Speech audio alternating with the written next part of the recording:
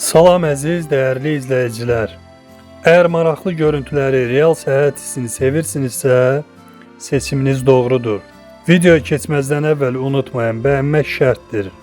Çünki sizin hər bir bəyənməniz bu yolların davamı deməkdir. Xankəndinin mərkəzində yerləşən Qarabağ Universiteti aprel ayında özünün beynəlxalq əməkdaşlıq mərhələsinə qədəm qoyub. Universitetin kampusu artıq yalnız tələbələr üçün deyil, həm də regional elm mərkəzi kimi fəaliyyət göstərir. Təhsil Nazirliyinin məlumatına görə, aprel ayı ərzində universitetin yataqxana kompleksi və müasir laboratoriyaları tam istifadəyə verilib. Bu ay həmçinin 2026-cı ilin növbəti tədris ili üçün qəbul planı çərçivəsində açıq qapı günləri keçirilir ki, bu da şəhərdə gənc əhalinin dinamikasını kəskin şəkildə artırıb. Bu ayda Xankəndi və ətraf rayonlarda Xocalı və Ağdərə daxil olmaqla məskunlaşan əhalinin sayı 22 min nəfəri keçib.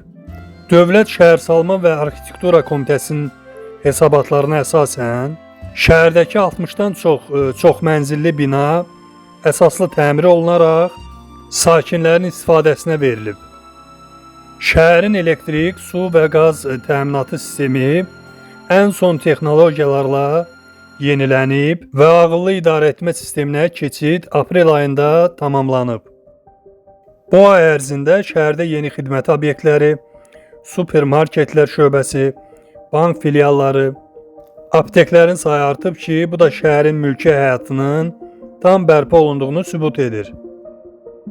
Xankəndidə aprel ayının ən mühüm yeniliyi ictimai nəqliyyat sisteminin tamamilə yenidən qurulmasıdır. Azərbaycan Rəqəmsal İnkişaf və Nəqliyyat Nazirliyinin layihəsi çərçivəsində şəhər daxilində Bakubas tərəfindən idarə olunan müasir elektrik avtobusları fəaliyyətə başlayıb. Aprelin 24-dən etibarən sərnişin daşıma xidməti 14-15 dəqiqəlik intervalla həyata keçirilir. Bu, şəhərdə həm ekoloji təmizliyi qorumaq, həm də səs-küy çirklənməsini minimuma endirmək məqsədi daşıyır. Ödənişlər yalnız Bakikart və bank kartları vasitəsilə həyata keçirilir ki, bu da şəhərin rəqəmsal infrastrukturunun Bakı ilə eyni səviyyəyə çatdırıldığını göstərir. Şəhərdə aparılan işlər həm memarlıq üslubunun bərpası, həm də təhlükəsizlik mülahizələri ilə izah olunur. Xankəndidə qanunsuz tikililərin sökülməsi 2026-cı il üçün aktualdır. Söküntülərin əsas səbəbləri belə əsaslandırılıb. Keyfiyyətsizlik, yəni işğal dövründə tikilən binaların əksəriyyəti Azərbaycan tikinti norma və qaydalarına cavab vermir.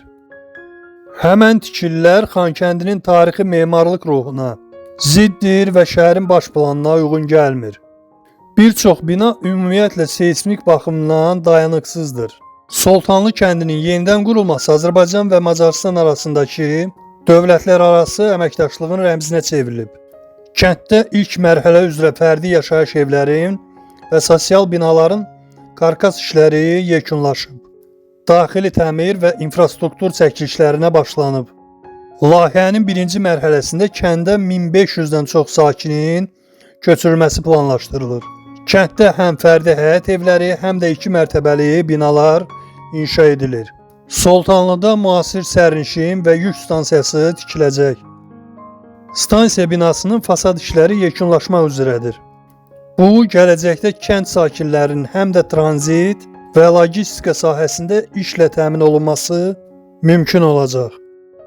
Kəndin yaxınlığında yerləşən Araz Vadisi İqtisadi Zonası, Sənaye Parkı Soltanlı sakinləri üçün əsas iş yeri bazası rolunu oynayacaq.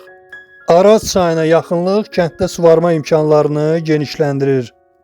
Hazırda kənd ətrafında iri aqroparkların, intensiv meyvə bağlarının salınması üçün torpaq hazırlığı işləri aparılır.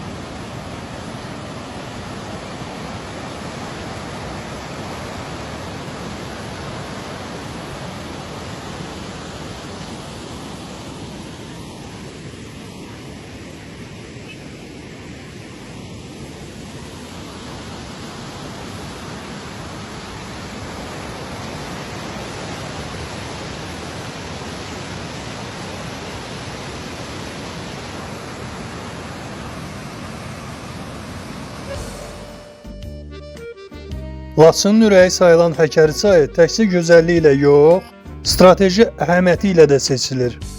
Bu çay Laçın rayonundan başlayır və ümumi uzunluğu təxminən 113 kilometrdir. Orta illik su axını isə 10,7 kubometr saniyədə su təşkil edir. Bu da onu regionun əsas su mənbələrindən birinə çevirir.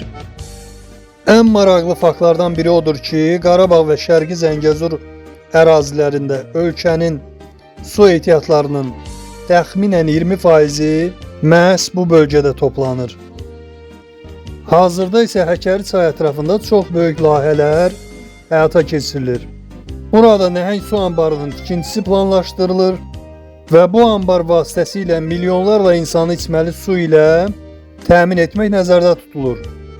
Hətta bu layihə gələcəkdə Bakıya qədər su ötürülməsini də əhatə edə bilər. Bununla yanaşı çay üzərində və ətrafında kiçik su elektrik stansiyalarının qurulması, kənd təsərrüfatı üçün suvarma sistemlərinin yaradılması, ümumilikdə regionun yaşıl enerji mərkəzinə çevrilməsi planlaşdırılır. Artıq bu ərazilərdə də balıqçılıq təsərrüfatı da fəaliyyət göstərir və gələcəkdə məhsulların Avropaya ixracı planlaşdırılır.